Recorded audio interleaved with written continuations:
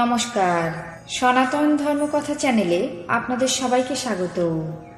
আজ আষাঢ় মাসের 6 তারিখ রবিবার, শুক্লাপক্ষের সপ্তমী তিথি। মহাভারতের সভা পর্বের ৬৬তম অধ্যায়ে প্রথম অংশ। দ্রৌপদী পণে বৈধতা বিষয়ে বিকর্ণের প্রশ্ন পর্ব শুরু করব। নারায়ণং নমস্কৃত্য নরং চৈব নরোত্তমং দেবীং সরস্বতীং ব্যাসাং ততো জয়মুদীরয়েৎ। অর্জুন ভীমের কথা শুনে বললেন, হে ভ্রাতা ভীম, তুমি পূর্বে কখনো এমন দুর্বাক্য প্রয়োগ করনি।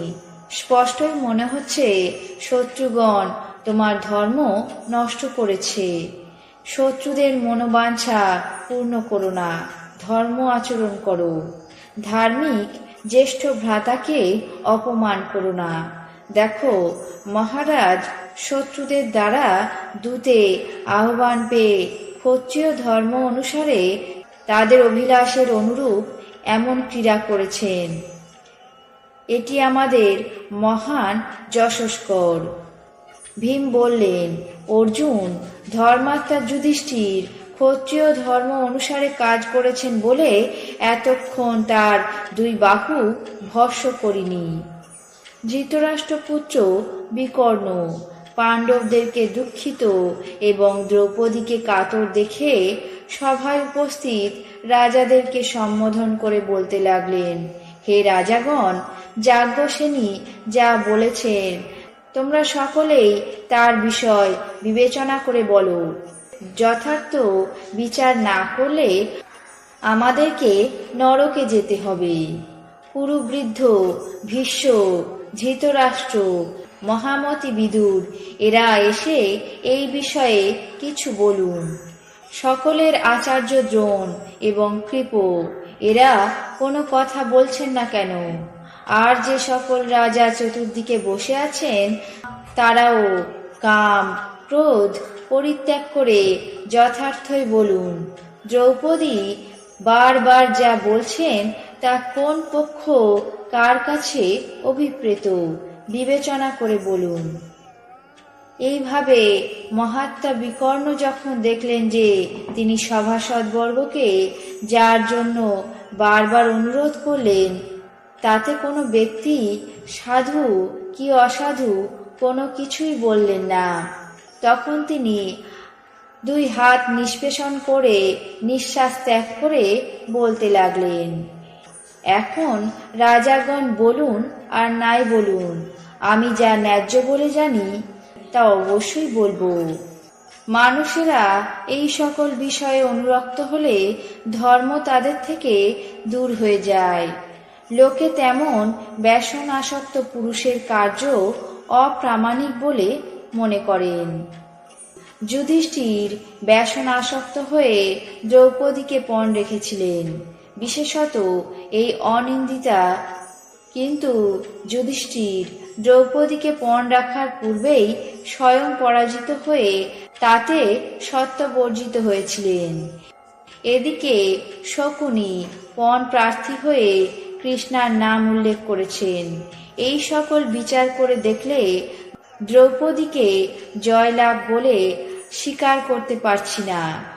সভ্যগণ এই কথা শোনা মাত্র অত্যন্ত উৎসাহের সঙ্গে এক বাক্যে বিকর্ণের প্রশংসা এবং শকুনির নিন্দা করতে লাগলেন। সেই তুমুল শব্দ কিছুক্ষণ পরেই নিস্তব্ধ হলে কর্ণ ক্রোধিত হয়ে বিকর্ণের হাত ধরে বলতে লাগলেন, হে বিকর্ণ, এই সভায় বহুবিধ বিকৃত দৃষ্টি হচ্ছে বটে, কিন্তু অরণ্যের থেকে অগ্নির উৎপত্তির মতো এই সকল কথা যা হচ্ছে তা সবই বিনাশ করার জন্য।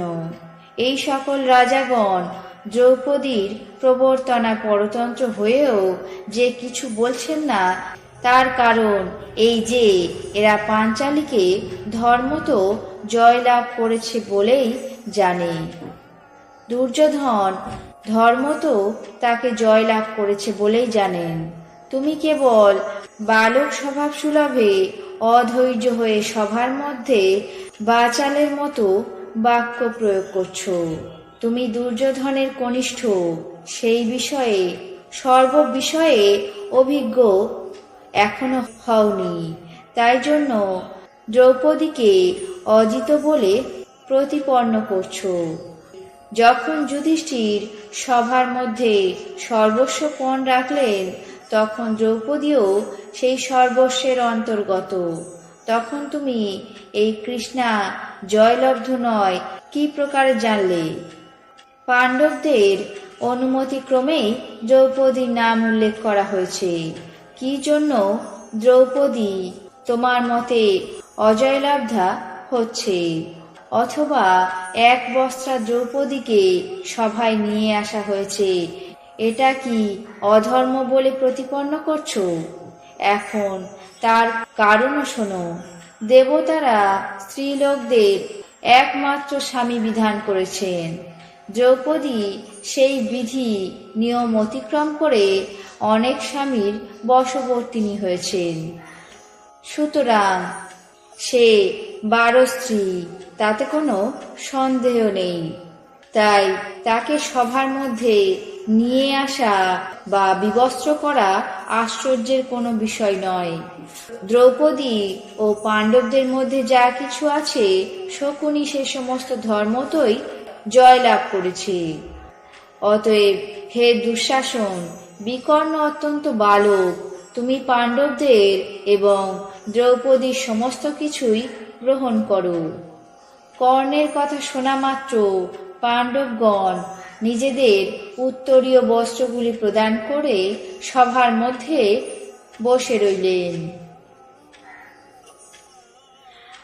আজ মহাভারতের সভা পর্বের 66তম অধ্যায়ের প্রথম অংশ, দ্রৌপদী পণের বৈধতা বিষয়ে বিকর্ণের প্রশ্ন পর্ব এখানেই শেষ করছি। বাকি অংশ আগামী পর্বে পাঠ করে শোনাবো। এখন জেনে নেব আজকের দিনের 12টি রাশির রাশিফল। মেষ, মর্যাদা বৃদ্ধি। বৃষ, বদলির সম্ভাবনা। মিথুন, সন্তানের শুভ। কর্কট, হতাশাবোধ। সিংহ, অপযশ। কন্যা, ব্যবসায় লাভ। তুলা, চক্ষুপীড়া।